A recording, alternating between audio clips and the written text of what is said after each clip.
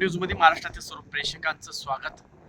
यंदाचा मान्सून देखील अद्याप न दाखल झाल्यामुळे आता शेतकऱ्यांमध्ये चिंतेची बाब निर्माण होते।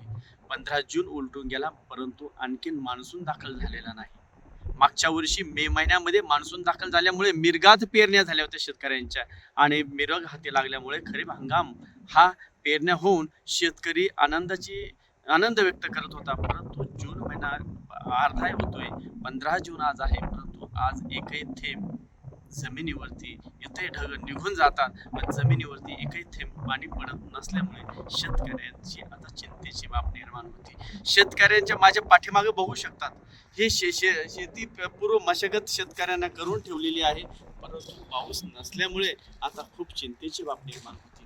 आता कोणी तर कोरड्यामध्ये कापाशीची लागवड करतं, तर ज्याच्याकडे पाण्याची उपलब्धता आहे तो पाण्यावरती लावतोय, परंतु असे अनेक जण नाही तर 100त 2 ते 3 जण असू शकतात।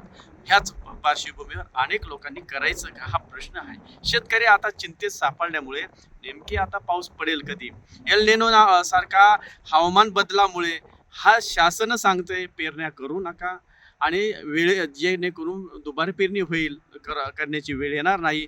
त्यामुळे शेतकरी आता शासनाच्या प्रत्येक अपडेटवर लक्ष देऊन आहे, परंतु आता शेतकरी आता नेमकं खरीप हंगाम कधी व्हायला जातो का अशी चिंता देखील आता शेतकऱ्यांना लागलेली आहे। शेतकऱ्यांचा प्रश्न आहे की शेतकऱ्यावर कर्जमाफी सध्या शासनाने सांगितलं की आम्ही कर्जमाफी करतोय, परंतु शेतकऱ्यांचं सरसकट कर्जमाफी होणं काळाची गरज आहे, जेणेकरून अशा दुष्काळी परिस्थितीमध्ये शेतकऱ्याला मदत मिळेल, शेतकऱ्याला आधार मिळेल।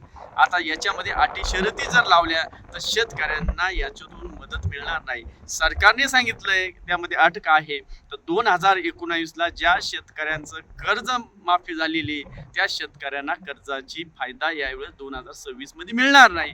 दुसरी अट सांगितलेली आहे की ज्या शेतकऱ्यांना नियमित कर्ज भरतोय त्या शेतकऱ्यांचं 50,000 प्रोत्साहन दिल्या जाईल।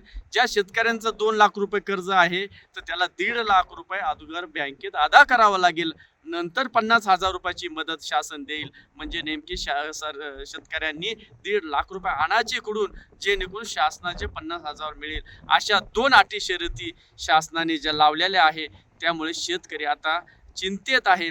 शेतकऱ्यांना कर्जमाफी झाली तर शेतकऱ्याला आधार मिळेल आणि ह्या दुष्काळ परिस्थितीमध्ये शासनाने शेतकऱ्यांची बाजू घेणं महत्त्वाचं ठरणार आहे। आता नेमकं पाऊस कधी येणार आणि पावसामधून शेतकऱ्यांची पेरणी कधी होणार आणि ह्या काळी आईची ओटी कधी भरल्या जाणार हे देखील आता शेतकऱ्यांच्या समोर, ह्या बळीराजा समोर प्रश्न चिंतेत निर्माण झालेला आहे। आज दिवसांदिवस पाण्याचा प्रश्न गंभीर होत चाललेला आहे। गावोगावी पाण्याचे टँकर आता सुरुवात होत आहे। कुणाचे फळबाग असतील ते फळबागावर पाणी अभावी तोडण्याचं काम देखील आता नाईलाजानं केल्या जात आहे। त्यामुळे आता येणाऱ्या काळामध्ये काय परिस्थिती निर्माण होत आहे हे पाहणं देखील महत्त्वाचं ठरणार आहे। मी किशोर सिरसासह टॉप न्यूज मराठी, बदनापूर, जालना। महाराष्ट्र राज्याचे माजी मंत्री कैलासवासी अनंतरावजी थोपटे साहेब यांना भावपूर्ण श्रद्धांजली। शोकाकुल ॲडव्होकेट सौ जयश्री राजकुमार शिंदे, उपनगराध्यक्ष भोर नगर परिषद, श्री अमित सागळे, गटनेता भाजपा, सर्व नगरसेवक भारतीय जनता पार्टी भोर नगर परिषद।